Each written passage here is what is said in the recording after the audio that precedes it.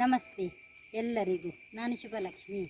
ನಾನು ಈ ವರ್ಷದ ಮಳೆಗಾಲದಲ್ಲಿ ಅಲಸಂಡೆ, ಬೆಂಡೆ, ಮುಳ್ಳು ಸೌತೆ ಇದನ್ನು ಮೂರನ್ನು ತರಕಾರಿಯನ್ನು ಮಾಡಿದ್ದೇನೆ. ಫಸ್ಟಿಗೆ ಜುಲೈ ತಿಂಗಳಲ್ಲಿ ಆರದ್ರ ನಕ್ಷತ್ರದಲ್ಲಿ ನಾನು ಸಾಲು ಮಾಡಿ ಮೊಳಕೆ ಹಾಕಿದ್ದೇನೆ. ನೋಡಿ, ಅಲಸಂಡೆಯದ್ದು ಬಳ್ಳಿಯಾಗಿ ಹೂವಾಗಲಿಕ್ಕೆ ಶುರುವಾಗಿದೆ. ಈಗ ಫಸ್ಟಿಗೆ ನಾನು 10 ದಿವಸ ಕಳೆದ ಮೇಲೆ ಅದಕ್ಕೆ ಗೊಬ್ಬರ ಇಟ್ಟು ಸೆಗಣಿ ನೀರು ಹಾಕಿ, ಆಮೇಲೆ ಮಣ್ಣು ಹಾಕಿ, ಅದಕ್ಕೆ ಚಪ್ಪರ ಹಾಕಿ ಅಲಸಂಡೆಯ ಬಳ್ಳಿಯನ್ನು ಬಿಟ್ಟಿದ್ದೇನೆ. ನೋಡಿ, ಅಲಸಂಡೆ ಈಗ ಆಗುತ್ತಾ ಉಂಟು. ಅಲಸಂಡೆ ನೋಡಿ, ಇಲ್ಲಿ ಇದು ಅಲಸಂಡೆ ಇದು ಮರಿ ಅಲಸಂಡೆ. ನೋಡಿ ಹೂ ಬಿಡ್ತಾ ಉಂಟು ಈಗ. ನೋಡಿ, ಮರಿ ಅಲಸಂಡೆ ಇದೆಲ್ಲ ಅದರ ಹೂವು. ಮತ್ತು ಸಣ್ಣ ಇರುವಾಗ ನಾನು ಸೊಪ್ಪು ಪಲ್ಯ ಕೂಡ ಮಾಡಿದ್ದೇನೆ. ಎಳತ್ತು ಸೊಪ್ಪಿದು ಪಲ್ಯ ಕೂಡ ಮಾಡಿದ್ದೇನೆ. ಈಗ ಅದಕ್ಕೆ ಶುರುವಾಗಿದೆ. ನೋಡಿ, ಇದು ರೋಗ, ಇದು ಏನು ಅಂತ ಹೇಳ್ತಾರೆ. ಅದಕ್ಕೆ ಸಾವಯವ ಅಂತ ಹೇಳಿ ಸೆಗಣಿ ನೀರು ಮತ್ತು ಬೇವು ಸೊಪ್ಪಿನ ರಸನ ಹಾಕಿ ಸಿಂಪಡಿಸುವುದು ಅದನ್ನು. ಅದು 2 ದಿವಸದಲ್ಲಿ ಅದು ಸತ್ತು ಹೋಗ್ತದೆ. ಆಮೇಲೆ ವಾಪಸ್ ಶುರು ಆಗ್ತದೆ ಹೂ ಬಿಡಲಿಕ್ಕೆ. ಇದು ನೋಡಿ, ಬೆಂಡೆಕಾಯಿಯ ಸಾಲು ಎಷ್ಟು ಉದ್ದ ಮಾಡಿದ್ದೇನೆ ನೋಡಿ.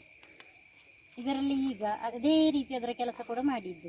ಗೊಬ್ಬರ ಇಟ್ಟದ್ದು, ಸೆಗಣಿ ನೀರು ಹಾಕಿದ್ದು, ಆಮೇಲೆ ಮಣ್ಣು ಕೂಡಿಸಿ ಅದನ್ನು ಮುಚ್ಚಿಬಿಟ್ಟದ್ದು. ಇನ್ನು ಅದಕ್ಕೆ ಸೆಗಣಿ ನೀರು ಹಾಕ್ತಾ ಇರ್ತೇನೆ. 2 ದಿವಸಕ್ಕೊಮ್ಮೆ ಹಾಕ್ತಾ ಇರ್ತೇನೆ. ನೋಡಿ, ಈಗ ಅಲಸಂಡೆ ಬೆಂಡೆಕಾಯಿ ಆಗಲಿಕ್ಕೆ ಶುರುವಾಗಿದೆ. ನೋಡಿ, ಬೆಂಡೆ ನೋಡಿ, ಹೂ ಕೂಡ ಬಿಟ್ಟಿದೆ. ಬೆಂಡೆಯ ಹೂ ಈ ಥರ ಇರ್ತದೆ. ಒಂದು ಪದಾರ್ಥಕ್ಕೆ ಸಿಗ್ಬಹುದು ಅಷ್ಟು ಬೆಂಡೆ ಆಗಿದೆ. ಇನ್ನು 2 ತಿಂಗಳು ತೊಂದರೆ ಇಲ್ಲ ಪಲ್ಯಕ್ಕೆ. ಎಂಥ ಸಾಂಬಾರು ಪಲ್ಯ ಯಾವುದೂ ಮಾಡ್ಬೋದು. ಹಾಗೆ ಒಮ್ಮೆ ಕಷ್ಟ ಬಂದರೆ ಆಯಿತು, 2 ತಿಂಗಳು 3 ತಿಂಗಳು ಆಗ್ತಾ ಇರ್ತದೆ. ಇದು ನೋಡಿ, ಮುಳ್ಳು ಸೌತೆ.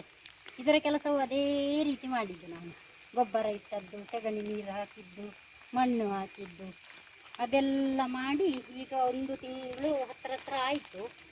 ಈಗ ಅದಕ್ಕೆ ಫಸಲು ಬರಲಿಕ್ಕೆ ಶುರುವಾಗಿದೆ. ನೋಡಿ, ಮುಳ್ಳು ಸೌತೆ ನೋಡಿ, ಅದರ ಹೂ ಈ ಥರ ಇರ್ತದೆ.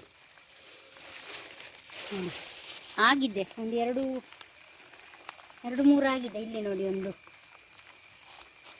ಈಗ ಅದಕ್ಕೆ ರೋಗ ಬರಲಿಕ್ಕೆ ಸ್ಟಾರ್ಟ್ ಆಗಿದೆ. ಅದೇ ರೀತಿ ಬೇವಿನ ರಸ ಮತ್ತು ಸೆಗಣಿ ನೀರು ಹಾಕಿ ಅದಕ್ಕೆ ಸಿಂಪಡಿಸುವುದು. ಆವಾಗ ಅದು ಸಾಯ್ತದೆ. ನೋಡಿ, ಹೀಗೆ ಮುದ್ದೆ ಆಗೋದು ರೋಗ. ನೋಡಿ, ಈ ಥರ ಅದಕ್ಕೆ ಒಂದು ರೋಗ ಇದು. ಅದು ಸಿಂಪಡಿಸಿ 2 ದಿವಸ ಆಗಬೇಕಾದ್ರೆ ನಾರ್ಮಲ್ ಸ್ಥಿತಿಗೆ ವಾಪಸ್ ಬರ್ತದೆ.